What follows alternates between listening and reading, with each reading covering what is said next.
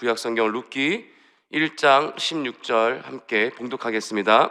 룻이 이르되 내게 어머니를 떠나며 어머니를 따르지 말고 돌아가라. 강권하지 마옵소서. 어머니께서 가시는 곳에 나도 가고 어머니께서 머무시는 곳에서 나도 머물겠나이다. 어머니의 백성이 나의 백성이 되고 어머니 하나님이 나의 하나님이 되시리니. 아멘. 자, 오늘은 그 룻기입니다. 룻기 이제 시작인데요. 그 룻이라는 이름 많이 들어보셨죠? 룻은 여인입니다. 그리고 오늘 이 룻기에 나오는 이 주인공, 이 가정은 그냥 뭐 이스라엘 유대의 어떤 뭐 영향력 있는 어떤 그런 집안이 아니라 그냥 평범한, 그냥 유대의 그냥 어느 누구나 일상을 살아가는 그냥 평범한 가정의 이야기입니다. 그러니까 하나님께서 이 성경을 써 나가실 때요, 그 하나님께서 예수 그리스도의 이 족보를 이어 나가실 때요, 어떤 무슨 큰 귀족의 집안을 사용한 것이 아니라 어떤 영향력 있는 뭐 그런 가정을 또 사용한 것이 아니라 이 역사에 쭉 그 혈통을 올라가 보면 정말 다양한 그런 가정과 또 다양한, 하나님께서는 꼭 이스라엘 정통 유대 혈통에서만 이 예수님의 족보를 이어나가신 게 아닙니다. 그러니까 오늘도 보면 이 성경의 주인공인 룻도요, 사실은 유대 혈통이 아니고 모압 이방 여인입니다. 그래서 모압의 이방 여인이 자기 이름을 딴 이 성경이 기록된다는 것은 아주 드문 일이죠. 그런데 얼마나 이 룻이 하나님 보시기에 합했고 하나님 보시기에 합당하셨길래 이 성경에 나오는 그 주인공으로까지 쓰여지게 되었는가. 이스라엘 유대 사람들은요, 이방인을 볼 때 사람 취급을 하지 않잖아요. 그렇기 때문에 이 성경으로 채택될 만큼 얼마나 이 룻은 하나님 보시기에 강한 믿음을 소유했는지 오늘 잠깐 짧게 룻 전체 내용을 우리가 다룰 수는 없지만 잠깐 한번 살펴보기를 원합니다. 먼저 이 사사시대를 배경으로 하고 있어요. 사사시대를 배경으로 해서 엘리멜렉이라고 하는 그 한 남자가 살고 있는 그 가정에 조명을 합니다. 별 볼 일 없는 그냥 평범한 가정이에요. 그런데 이 엘리멜렉과 그 아내는 나오미라는 이름은 많이 익숙하죠. 이 나오미와 엘리멜렉이 한 부부입니다. 근데 이 유대에 이제 살고 있다가 이 베들레헴에 유대에 기근이 찾아옵니다. 그러니까 하나님께서 심판을 하시죠. 징계를 하시죠. 왜냐면 그때 사사시대에 백성들이 죄악을 일삼고 하나님께 이 합한 믿음을 보이지 못하고 신실한 믿음을 보이지 못하고 온갖 우상을 섬기고 하나님을 제대로 섬기지 못하니까 하나님께서 야단치시기 위해서 이스라엘에 잠깐 기근을 허락하십니다. 그럴 때 엘리멜렉과 나오미가 이제 그때 당시에 두 아들이 있었어요. 그러니까 이 네 가족이 이제 기근을 피해서 할 수 없이 이방 땅인 모압으로 건너가서 거기에서 살게 됩니다. 거기에 살면서 이제 두 아들도 결혼을 해야 되니까, 원래는 율법적으로 보면 사실은 같은 혈통인 이스라엘 유대 여인과 결혼을 해야 되는데 이 모압 이방에 살고 있다 보니 그 이방 여인들, 모압 여인들과 이 아들들이 결혼을 하게 되었습니다. 그래도 이제 그곳에서 어째저째 하면서 이제 잘 살고 있는데, 이 어느 날 참 이 나오미의 남편이었던 그 엘리멜렉, 그 가장이죠, 엘리멜렉과 그리고 의지하며 살았던 그 두 아들이, 한마디로 말하면 그 집안의 남자들이 물론 같은 날 죽은 건 아니지만 다 죽게 된 것입니다. 그러니까 결국에는 이 나오미와 두 며느리만 남게 된 거예요. 그래도 남편도 있고, 나오미의 입장에서는 남편도 있고 듬직한 아들 둘도 있고, 그래서 어쨌든 모압 땅이지만 이제 며느리들도 없고 그래도 좀 이렇게 한번 살아보겠다라고 살고 있는데, 아니 하나님도 무심하시지 이 가정을 책임지고 이끌어 나가야 될 남자들을 싹 다 데려가 버리신 겁니다. 한마디로 말하면 여기 이 집은 과부집이 돼버린 거예요. 세 명이 다 과부들만 살게 된 겁니다. 그래 이제 얼마나 살기가 어려웠겠어요. 이 남자들이 있어도 먹고 살기가 힘든데 뭐 그때나 지금이나 먹고 살기가 뭐 이렇게 좋지 않은 건 마찬가지죠.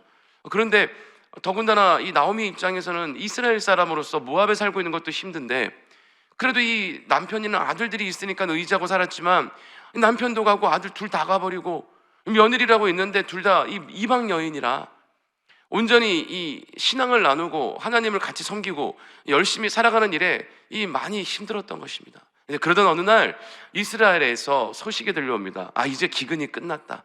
어느 정도 이제 베들레헴에도 어느 정도 좀 먹고 살만해졌다. 이런 이제 소식이 들어온 겁니다. 그러니까 나오미가 더 이상 이방 땅인 모압에서 살 이유가 없어진 거죠. 그래서 이제 이스라엘로 돌아가야 하는데, 뭐 모아둔 것도 없고 가진 돈도 없고, 그리고 이방 여인들 이 며느리 둘 데리고 본 고향에 돌아가봤자 여기는 이방 사람들이라 이 고향 사람들이 찬밥 신세를 아마 할 겁니다. 사람 취급도 안 하는 거예요. 그러니까 너네들 나 따라서 이스라엘 가봤자 너네들이 더 살기 힘들어질 것이고, 지금 이 너네들 시아버지 죽고 너네 남편 죽고 우리가 남아있는 재산도 아무것도 없고 빈털터리인데 나 따라가서 뭐 하겠느냐. 너희는 이제 너희들 다시 고향으로 돌아가라. 이 며느리들의 고향은 그 모압 땅이니까요. 다시 너네들 친정으로 돌아가라. 친정으로 돌아가면 돼요. 그 며느리들이 뭐 자기들의 가족이 없는 것도 아니고 엄연히 집에 돌아가면 자기들의 본 가족들이 있습니다. 친정 부모가 있고 형제가 있고 돌아가면 되죠. 그런데 얼마나 기쁜 소식이겠습니까? 돌아가라고 하니.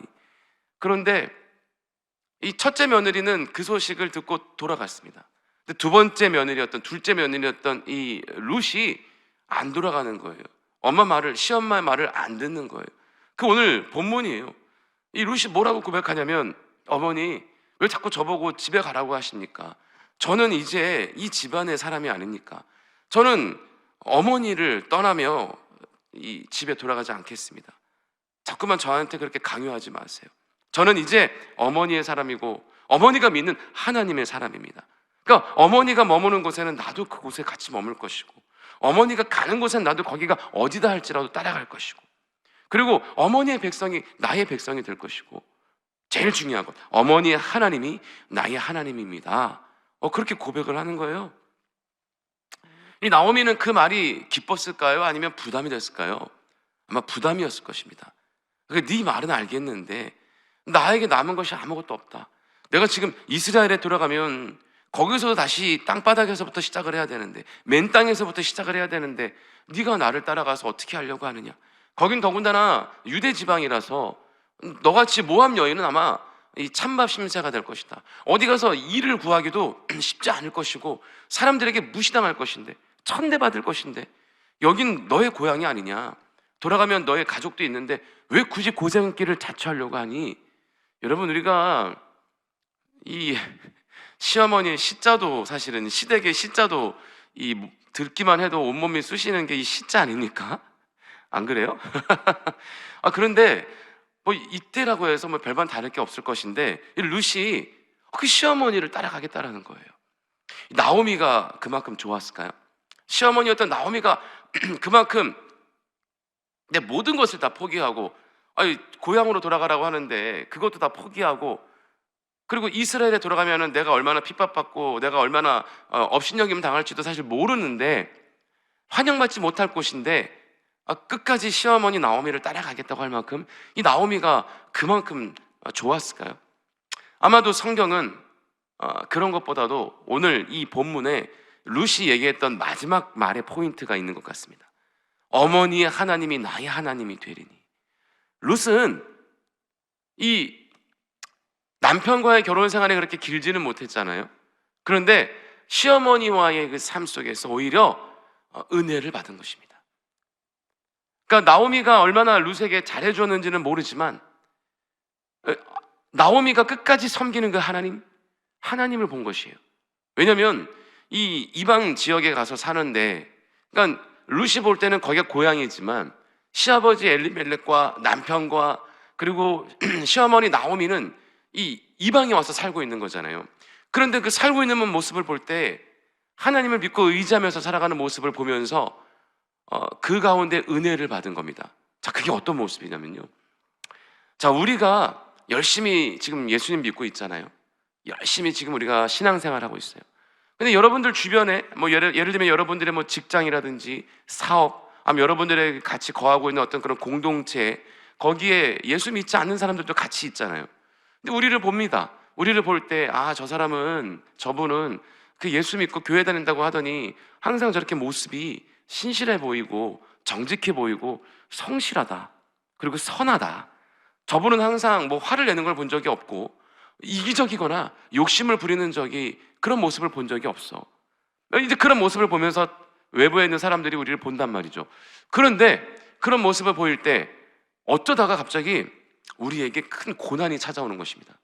우리에게 큰 환난이 찾아온 것입니다. 주변에 있는 그런 분들이 볼 때 저분이 생활하는 정도가 그냥 평범하게, 그래도 어느 정도 좀 부족하지 않게 먹고 살만하다. 그러니까 하나님을 열심히 믿으니까 저렇게 크게 뭐 어떻게 떵떵거리며 살 것까지는 아니어도 저렇게 아무런 문제 없이 평탄하게 살아가는구나. 자녀들도 나름 잘 되고 있고. 이런 모습을 보다가 이제 고난이 찾아오는 모습을 주변 사람이 보게 될 거 아니에요? 그때 그 사람들은 우리를 지켜볼 것입니다. 지금 저분이 열심히 지금 신앙생활하면서 살고 있는데 그럼에도 저렇게 고난이 왔네. 중요한 건 믿는 사람, 신앙생활하는 사람에게도 고난이 왔네가 중요한 것이 아니라 그 고난이 왔을 때 어떻게 대처하고 어떻게 살아가고 이겨나가는 것이 중요한 거겠죠. 이제 그걸 아마 지켜볼 겁니다. 그런데 이제 웬만한 사람들은 이 신앙생활 한다고 내가 교회 다닌다고 하지만 고난이 올 때 넘어지는 사람들이 많죠. 고난이 올 때 시험에 드는 사람이 많죠. 하나님, 내가 열심히 신앙생활을 하고 있는데 나에게 왜 이런 고난이 찾아옵니까? 하나님, 내 기도를 들어주시는 거 맞습니까? 하나님, 어떻게 나에게 이럴 수 있습니까? 성경을 통해서 고난이 온다는 것도 알고, 말씀을 통해서, 설교를 통해서 그 고난이 왔을 때 우리가 이겨내야 된다는 것도 어느 정도 압니다. 하지만 그것이 나의 일이 되었을 때는 그것이 다 까먹나 봐요. 들었던 이야기들이 다 까먹나 봐요. 시험에 들기가 일수, 하나님 앞에 불평과 불만과 그리고 분노를 쏟아낼 수 있다는 것이죠. 그런데 진짜로 완전하게, 온전하게 우리가 하나님께 은혜를 받고 신실하게 주님 붙잡고 살아가는 분들은 이럴 때일수록 더욱더 허리띠를 단단하게 조여매죠. 우리 옛날에 어렸을 때 이 동화 중에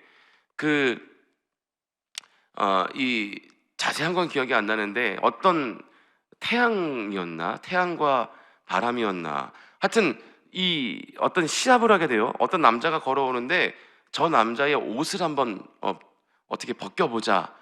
뭐 그렇게 옷을 한번 벗겨보자였나? 하여튼 그래서 막 강한 바람을 불고 이때 이 사람이 더 옷을 막 더 껴입고 막 단단하게 매입고 강한 열로 햇빛을 막 때려쬐니까 더워서 옷을 벗고 뭐 이런 이야기들이 있잖아요.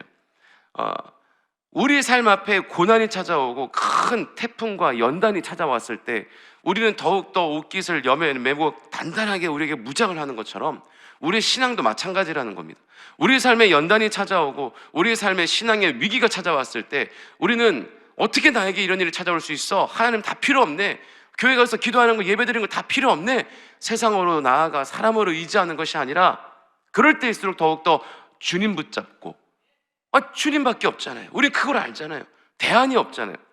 인생의 문제가 찾아왔을 때 내가 이 문제를 해결할 수 있는 다른 대안이 있다면 그 대안을 내가 선택할 수도 있지만 하나님을 믿고 있는 사람이라면 그냥 교회 뜰만 밟고 있는 종교생활하는 사람이 아니라 예수 그리스도가 누구이신지, 나에게 어떤 존재인지, 내가 그분을 왜 믿고 어떻게 믿어야 되는지를 그래도 어느 정도 아는 분이라면 우리의 선택은 대안이 없잖아요.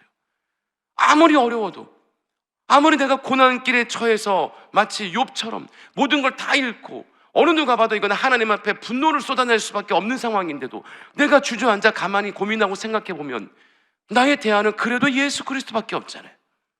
그래서 예수 그리스도를 더욱더 붙잡을 수밖에 없는 거죠. 그럴 때일수록 더 강하게 주님 붙잡고 더 강하게 주님을 의지하고 나가야 하는 것입니다. 여러분, 어린아이가 말을 안 들어가지고 떼쓰다가 엄마한테 혼나요? 매 맞아요? 그럼 처음에는 엄마한테 막 강하게 대듭니다. 같이 싸워요. 그러다가도 그렇다고 엄마가 지지 않잖아요. 가르쳐야 되니까. 엄마가 더 무섭게 야단칩니다.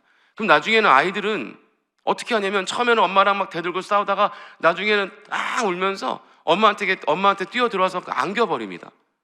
우리 아들이 그러더라고요. 그냥 안겨버리더라고요. 그런 엄마는 또 어떡합니까? 야단치다가도 울면서 안기니까 또 끌어안아주고 그렇게 하면 안 된다고 또 타일러주고 다독여주고 회복시켜주는 거 아니겠습니까?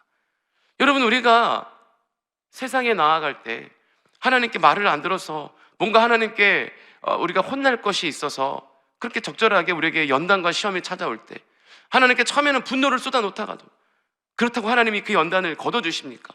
너 이거 아닌데, 너 이렇게 나한테 행하라고 내가 이렇게 너에게 시험 준 거 아닌데. 우리가 깨달을 때까지, 하나님께서 원하시는 그 모습을 우리가 취할 때까지 연단은 끝이 없을 거 아닙니까? 그러다가 깨달음이 와서, 지금이라도 깨달음이 와서 하나님 잘못했어요, 하나님께 달려나가 더 옷자락 붙잡고 안기는 것입니다. 하나님밖에 없습니다. 제가 이러한 연단에 처해 있어도 지금 저의 선택은 하나님밖에 없습니다. 저를 도우실 있는 하나님밖에 없습니다. 주님 용서해 주세요. 저를 불쌍히 여겨주시고 긍휼히 여겨주세요. 그럴 때 주님께서 그래 나밖에 없잖아, 나만 바라봐, 안아주시고 회복시켜 주시는 거 아니겠습니까? 오늘 나오미가 그런 모습을 보였던 것입니다.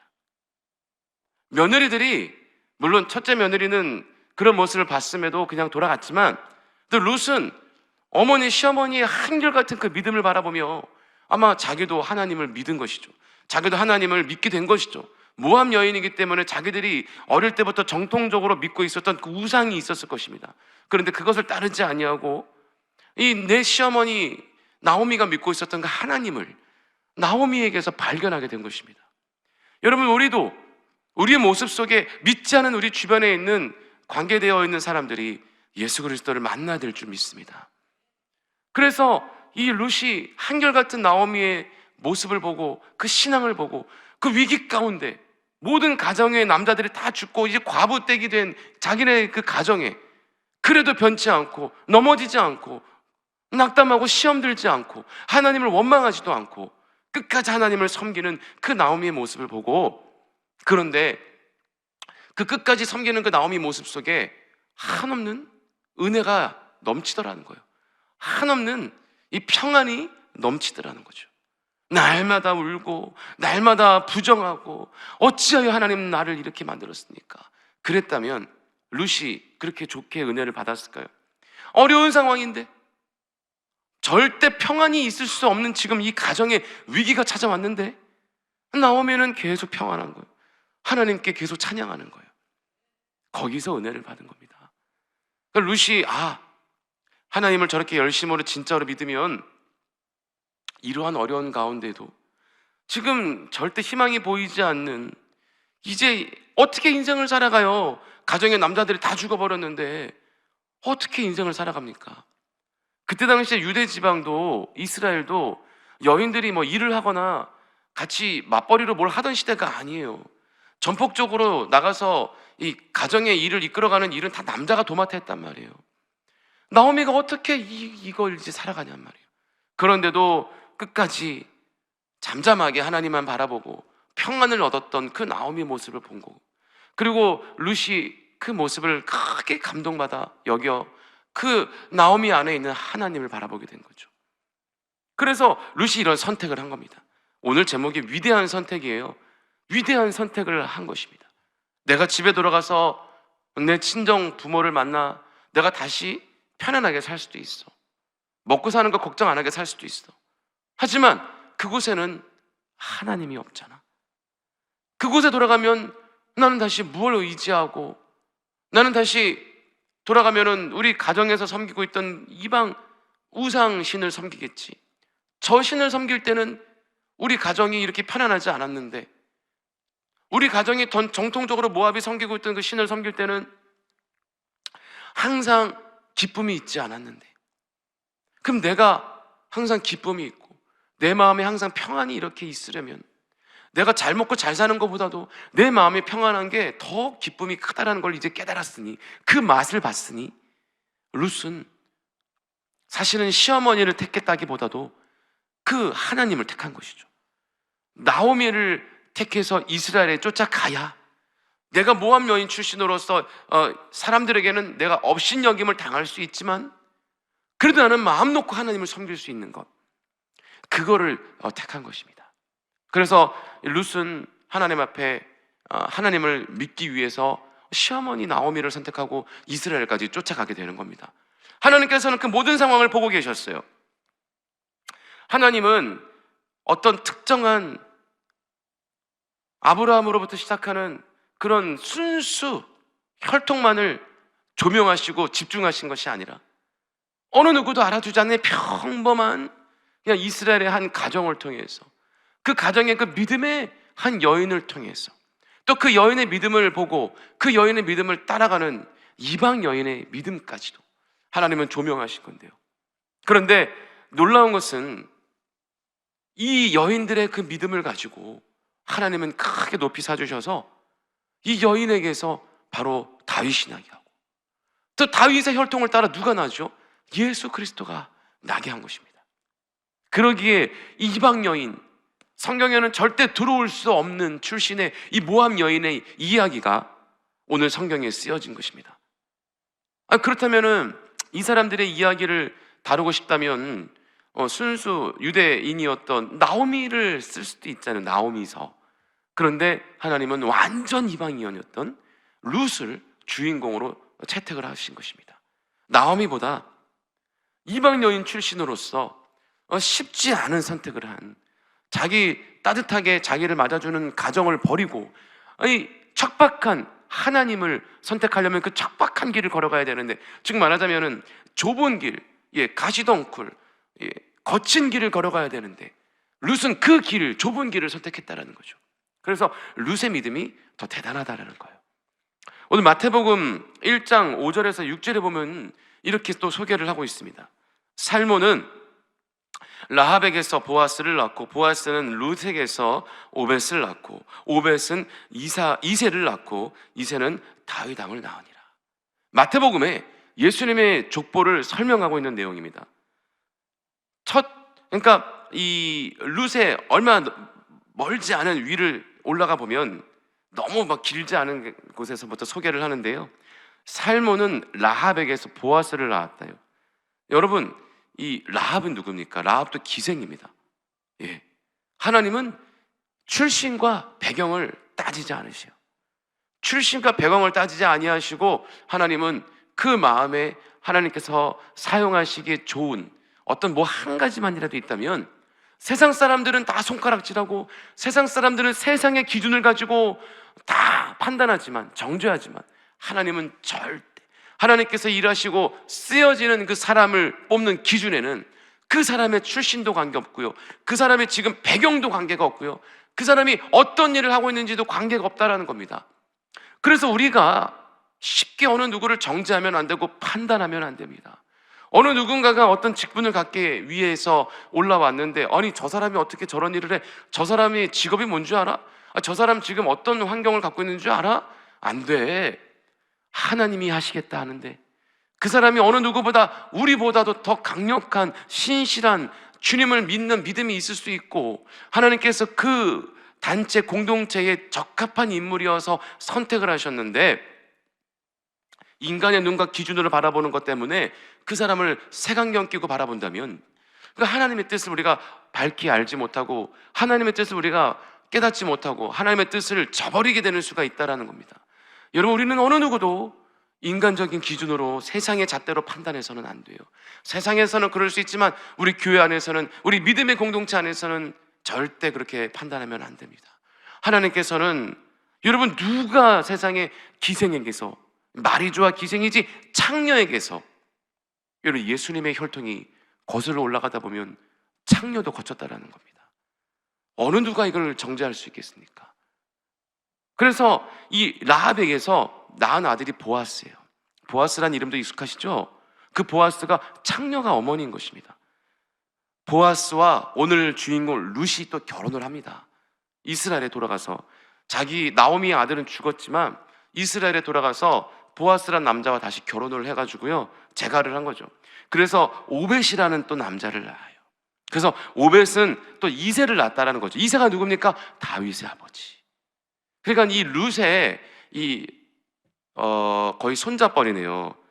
증손자뻘이네요. 증손자가 바로 다윗이라는 겁니다.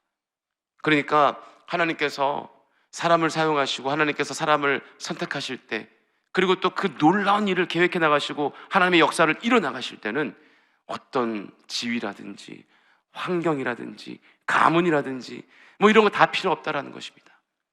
여러분, 우리는 어느 누구나 다 세상에 살아가면서요, 어려움과 환난이 닥쳤을 때, 고난이 닥쳤을 때, 그때가 중요한 것인데, 우리가 편안하게 살아갈 때는 그건 아무 상관없습니다. 어려움이 찾아왔을 때 우리가 어떻게 주님을 붙잡고 나아가느냐, 우리의 선택은 무엇인가, 그것이 중요하다는 겁니다. 끝까지 우리는 저 좁은 길을 선택해서 끝까지 하나님, 우리 예수 그리스도를 붙잡고 나아가느냐, 아니면 시험에 들어 내가 이렇게 신앙생활을 해왔는데 나에게 왜 이런 고난이 찾아옵니까? 하나님 다 필요 없습니다, 이젠 내 멋대로 살래요, 그러고 세상으로 나가는가. 우리의 선택에 따라 우리의 인생이 결정된다는 것입니다. 하지만 저와 여러분 모두는 정답을 알고 있는 줄 믿습니다.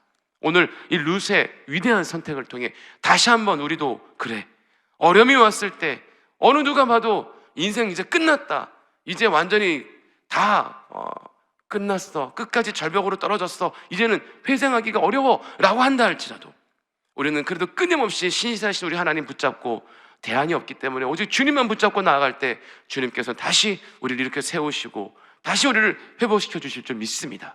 우리가 10년, 20년, 30년 동안 일어놓은 게 한순간에 무너졌어도 다시 그거를 이렇게 세우려면 다시 그 많은 시간이 걸릴 거라고 세상 사람들은 말한다 할지라도 하나님은 20년, 30년 세운 것을 회복시키는 데는 눈 깜짝할 새인 것입니다. 한순간에 30년 공든탑이 다시 회복되는 것입니다. 예수님께서 말씀하시잖아요. 저 예루살렘 성전을 허물어 봐라, 내가 3일 안에 다시 세우리라. 물론 그것은 건물을 이야기하는 것은 아니지만 하나님은 그만큼 시간과 공간을 초월하시고 능력이 많으시고 전지전능하시기 때문에 인간이 아무리 많은 시간을 들여서 공들이고 이것을 다시 이루면 나는 다 끝났다라고 자포자기 할 것이 아니라 하나님께서는 그 모든 것을 한순간에 다시 회복시켜 주실 뿐만이 아니라 30배, 60배, 100배까지도 더해 주실 분이라는 것을 우리는 믿고 의지하며 나아가야 될 줄 믿습니다. 오늘도 이런 믿음을 가지시고 좋은 현명한 위대한 선택을 하셔서 주님께 향하여 나가는 저의 여러분 되기를 예수님의 이름으로 축원합니다. 기도하겠습니다. 좋으신 하나님 아버지, 오늘 우리는 또 룻의 이야기를 통해서 우리에게 어려움이 찾아왔을 때 끝까지 예수 그리스도를 믿고 의지하며 나갈 수 있도록 주님께서 우리를 붙잡아 주시옵소서. 아버지 하나님, 또 우리가 함께 기도하며 나아갈 때에 우리의 모든 기도마다 간구마다 놀라운 역사와 응답이 임하게 하여 주시고 오늘 예수님의 거룩한 보혈의 능력으로 말미암아 우리 안에 모든 연약함이 강건케 되는 역사가 있게 하여 주시옵소서. 주홍 같은 붉은 죄라도 흰눈같이 깨끗게 씻어주시는 그 보혈의 능력과 은혜가 우리 안에 심겨지게 하여 주시고 다시 오늘 우리가 회복함을 얻어서 더 주님을 예배하고 더 주님을 찬양하고 또 주님께 합한 자들 되기 위하여 우리가 몸부림치며 나갈 수 있도록 역사하여 주시옵소서. 아버지 하나님, 또 우리의 삶 속에 날마다 주님을 찬양하기를 원합니다. 우리 입술의 고백을 통하여 우리가 부정적인 생각과 부정적인 말은 떠나가게 하여 주시고 항상 긍정적인 말의 선포와 또 창조적인 말의 선포와 주님을 찬양하며 많은 사람들을 사랑하는 말만 할 수 있도록 주님께서 인도하여 주시옵소서. 오늘 우리가 또 모든 기도 제목들 가지고 나왔습니다. 하나님께서 함께 하여 주셔서 우리 모든 기도들이 응답되게 하여 주시고 주님 만나는 귀한 시간 되게 하여 주시옵소서. 주님을 찬양하고 주님을 예배하고 주님을 아버지 따르기를 원합니다. 우리의 삶을 인도하여 주셔서 날마다 우리가 주님만 바라보고 날마다 우리가 주님께서 이끌어 가시는 일에 순종하며 나갈 수 있도록 역사하여 주시옵소서. 감사드리며 예수님의 이름으로 간절히 기도드립니다. 아멘. 하늘에 계신 우리 아버지여, 이름이 거룩히 여김을 받으시오며 나라가 임하시오며 뜻이 하늘에서 이루어진 것 같이 땅에서도 이루어지이다. 오늘 우리에게 일용할 양식을 주시옵고 우리가 우리에게 죄 지은 자를 사하여 준 것 같이 우리 죄를 사하여 주시옵고 우리를 시험에 들게 하지 마시옵고 다만 악에서 구하시옵소서. 나라와 권세와 영광이 아버지께 영원히 있사옵나이다. 아멘. 할렐루야. 우리 하나님께 감사의 박수 드립니다. 할렐루야. 자, 우리 이제 하나님께 기도하는 시간입니다. 우리 나라와 민족을 위해서 기도해 주시고 우리 여의도 순복음교회와 이용호 대표 총회장님 위해서 우리 여의도 순복음 분당교회와 우리 황선욱 담임 목사님의 목회 사역을 위해서 함께 기도해 주시고요.